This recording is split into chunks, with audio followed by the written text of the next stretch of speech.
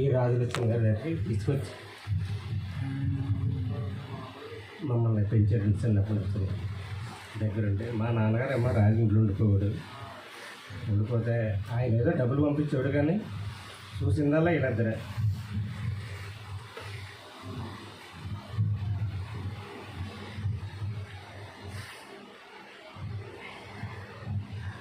నేను స్కూల్లో కూడా జాయిన్ చేసింది కూడా ఈయనండి.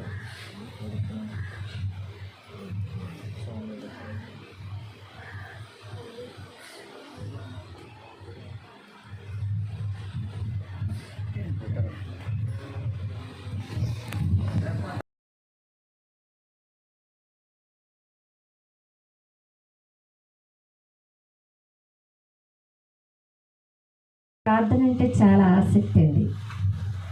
తన ఇంటి వారు అందరూ రక్షించబడాలి. నాతో మొట్టమొదటిగా అన్న మాట ఏంటంటే, నా ఇంటి వారు అందరూ రక్షించబడాలి, నా పిల్లలు అస్సలు విడవబడకూడదు.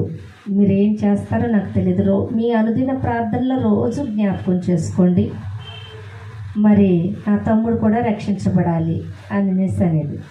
అప్పటికి ఆయన ఆరోగ్యం బాగానే ఉండేది, చక్కగా తిరిగేవాడు, పని చేసుకునేవాడు, వెళ్ళి వస్తూ ఉండేవాడు. అయితే నేను వచ్చినప్పుడు ఆయన నన్నేమి పట్టించుకోకుండా వెళ్ళిపోయేవాడు. ఏంటి ఈయనకి విశ్వాసం లేదా ఏంటి అనుకునేదాన్ని. దేవునికి స్తోత్రం, హల్లెలూయా అనుకున్నప్పుడు ఈయనకి కొంచెం విశ్వాసం తక్కువ, దేవుడంటే ఇష్టం ఉండదు. మేమేనండి మరి ఇష్టపడేది, మేమే నడిపించుకుంటాం మా కుటుంబం మట్టికి. ఈయన కూర్చోరు, ఈయనకి ఇష్టం ఉండదు అనేది.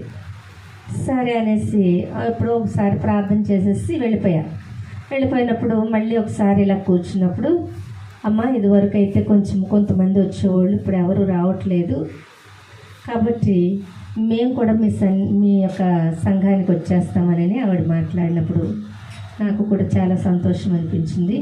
ఓ దైవజనుడు వచ్చేవాళ్ళు, ఆయన కూడా రావట్లేదమ్మా, నెమ్మదిగా మరి మేము కూడా వచ్చేస్తాము అని అన్నప్పుడు, మరి ఆవిడ రెండనని నేను చెప్పినప్పుడు మరి సంఘానికి వచ్చి వెళ్తూ ఉన్న సమయంలో రక్షణ అనుభవం అంటే ఇలాగ ఉండాలి అనేసి మరి ఆవిడతో చెప్తూ ఉండేదాన్ని.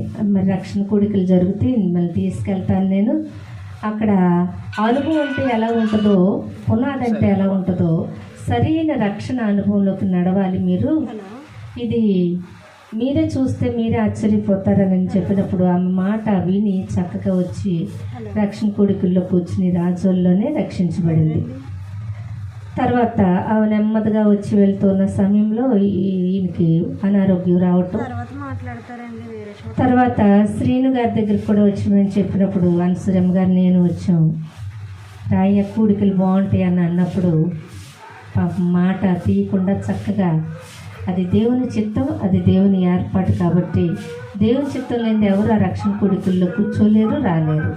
చక్కగా చెప్పినప్పుడు మాటకి విధేయత చూపించి చక్కగా దేవుని మాట విని ఆయన దేవుని మాట చొప్పున వచ్చి రక్షణ కూడికల్లో కూర్చుని ఆయన కూడా రక్షించబడ్డాడు. ఆ తర్వాత ఇలా తమ్ముడు పడిపోవటం చాలా బాధపడేది. మరి ఈయన చూస్తే ఇలాగున్నాడు భయంకరంగా, మరి లేవలేని స్థితి, పని చేసుకోలేని పరిస్థితి, ఈయన గురించి బాగా ప్రార్థన చేయండి అమ్మా అన్నప్పుడు మరి ఇలా కూడికల్లో కూర్చోబెడితే మరి ఆయన కూడా లేచి బలంగా నడుస్తాడు, మరి తన పని తను చేసుకునేటువంటి స్థితిలోకి తీసుకొస్తాడన్నప్పుడు మరి ఆయన కూడా కూడికలు తను చూసింది కాబట్టి అనుభవం అక్కడికి నడిపించుకుని రక్షణ కూడికల్లో పెట్టుకుంది. ఆయన కూడా రక్షించబడిన తర్వాత ఎప్పుడూ సంఘం మానలేదండి. చక్కగా అక్క తమ్ముడు పాపం ఆవిడకి ఎంత ఓపిక లేకపోయినా అలాగా చేసేది, తమ్ముడికి చూసేదాన్ని, ఓపిక లేదు. అలా ఆవిడకి కూడా కాళ్ళు కండరాలు పట్టేసేవి, నడక కూడా ఇబ్బంది పడేది చాలా, మీకు అందరికీ తెలిసిన విషయమే. అయినా సరే దేవుడు అంటే చాలా ప్రేమ, ఆవిడకి చాలా ఆసక్తి. అలాగే మరి తన బిడ్డలు కూడా ఎవ్వరు విడవబడకూడదు, నా కుటుంబ సభ్యులందరూ రక్షించబడు, ఈ ఒక్క మాట ఈయన మా రోజు జ్ఞాపకం చేసుకోండి అమ్మా అనేది.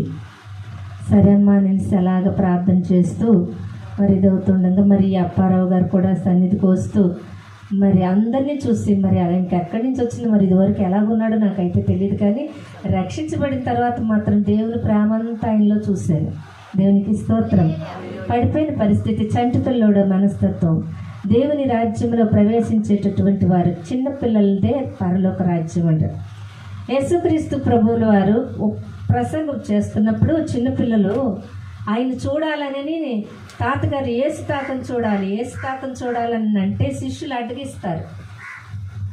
వద్దు మీరు వెళ్ళకూడదు, ఆయన ఆటంకపరచకూడదు, ప్రభువుల వారికి కోపం వస్తుంది అని అన్నప్పుడు, ఏమైనా సరే మేము ఆయన దగ్గరికి వెళ్ళాలని అన్నప్పుడు చిన్నపిల్లల హృదయం అంటే ఆయనకి చాలా ఇష్టం.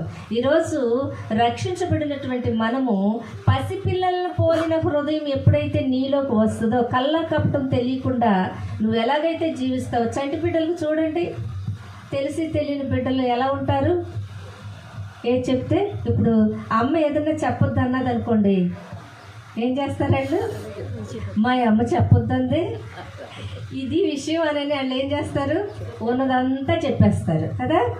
అలాంటి హృదయం కావాలి దేవుని రాజ్యంలోకి ప్రవేశించాలంటే. నా భర్త కూడా అదే పరిస్థితి.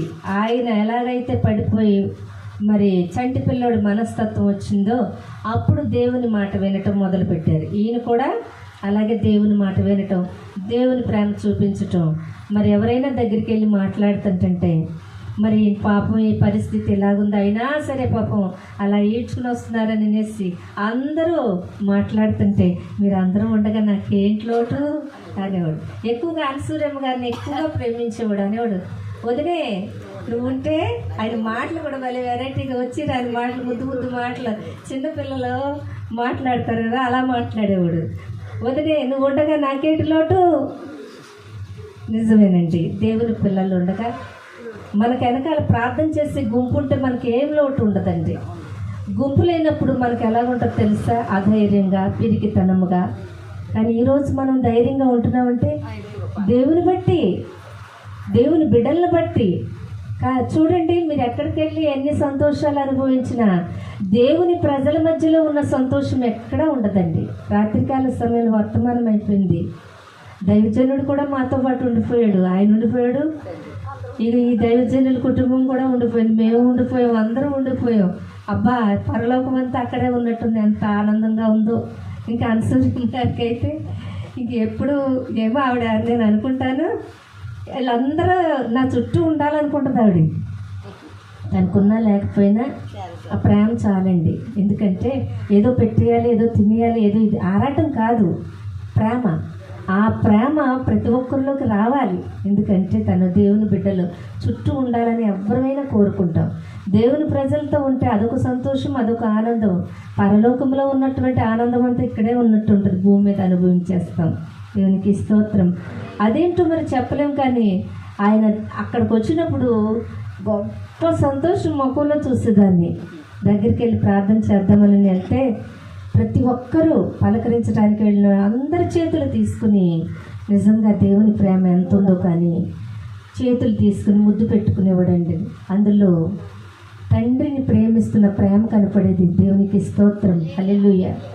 తండ్రిని, తల్లిని, బిడ్డల్ని, అక్క చెల్లెల్ని, అన్నదమ్ముల్ని ప్రేమిస్తున్న ప్రేమ ఆయన చేయి తీసుకుని ముద్దు పెట్టుకుంటున్నప్పుడు ఆ సంతోషం కనపడేది. దేవునికి స్తోత్రం, హల్లెలూయా. ఎప్పుడు ఈ మాట అంటూ ఉండేవాడు. అలాగే కర్ర వేసుకుని నడిచి అక్కడ నేను ఇలాగ వెళ్తున్నప్పుడు పలకరిస్తూ ఉండేవాళ్ళు. వందనాలమ్మా అనేవాళ్ళు. చెప్పడానికి నోరు రాకపోయినా ఆ కర్ర వేసుకుని అక్కడ కూర్చుని అటు వెళ్ళే జనాన్ని ఇటు వెళ్ళే జనాన్ని పలకరించేవాడు. దేవునికి స్తోత్రం. నేను వెళ్తుంటే ఈ దారింట నన్ను చూసి అంటే ఆ సంతోషం ఎవరికి రాదు, ఆత్మీయులకు మాత్రమే వస్తుంది. దేవునికి స్తోత్రం. నన్ను చూసి చాలా సంతోషపడిపోయాడు, ఆనందపడిపోయాడు. మరి కళ్ళంతా నీళ్ళు కూడా వచ్చేయండి ఆయనకి. దేవునికి స్తోత్రం, హల్లెలూయా. అంత గొప్ప ప్రేమతో ఉన్నటువంటి మరి కొద్ది దినాలు మరి మంచం మీద ఉన్నటువంటి పరిస్థితి చాన్నాళ్ళు చేశాడు. మరి అంతకాలము మంచం మీద పెట్టి చేయాలంటే చాలా కష్టతరమైందే. నిజంగా శ్రీను గారు చాలా కృప పరలోకంలో సంపాదించిన ఆ కుటుంబానికి చాలా కృప ఉంటుందండి. ఈ భూమి మీద చూడకపోయినా ఒకనొక దినాన చూస్తారు.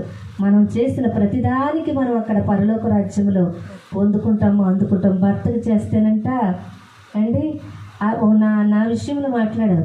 పరలోకమందు ఉన్న తండ్రికి చేసినట్టేనంట. దేవునికి స్తోత్రం. అలాగా పడిపోయినటువంటి బిడ్డల్ని చేసినటువంటి మరి ఆ కృప పరలోక రాజ్యంలో ఉన్నటువంటి ఆ తండ్రికి చేసినట్టే, మనుషులకు కాదండి. ఎందుకంటే ఇది పరీక్ష. ఈ పరీక్షలో మనం నిలబడతామా, వెనక్కి వెళ్ళిపోతామా? కొన్ని చిరాకులు వస్తూ ఉంటే అవి సరిదిద్దుకుని దేవుని సన్నిధిలో నిలబడినట్లయితే ఈ కృప అంతా ఒక రోజున దేవుని సన్నిధిలో చూస్తాం. దేవునికి స్తోత్రం. హల్లెలూయా.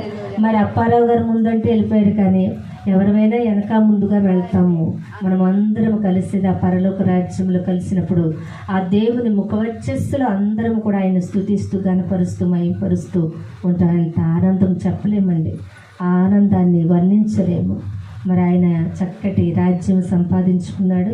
పసిపిల్లోడు హృదయంతో ఉన్నాడు కాబట్టి, చిన్న బిడ్డలదే పరలోక రాజ్యం అన్నాడు కాబట్టి, ఆ హృదయంతో ఉన్నటువంటి అతను ఖచ్చితంగా దేవుని సన్నిధికి వెళ్ళి, నేనైతే భారంగా ప్రార్థన చేసేదాన్ని, ప్రభువా ఆ బిడ్డడు మరి ఎవరి కోసం బ్రతకాలి నాయన, మరి నువ్వు జ్ఞాపకం చేసుకోవా, ఆ బిడ్డలు కూడా చేయలేకపోతున్నారు, సహాయం చేయమని. ఆయన మాత్రం విడిచిపెట్టొద్దు నాయన. ఆయన ఏమైనా తప్పులు చేస్తే క్షమించు, దగ్గరికి వెళ్ళి ఒప్పింపచేసి నీ రాజ్యానికి తీసుకోమని ప్రార్థన చేసేదానండి. ప్రతిరోజు జ్ఞాపకం చేసుకుని ప్రార్థన చేసి ఆయనకి అప్పగించేసేదాన్ని. దేవునికి స్తోత్రం. హల్లెలూయా.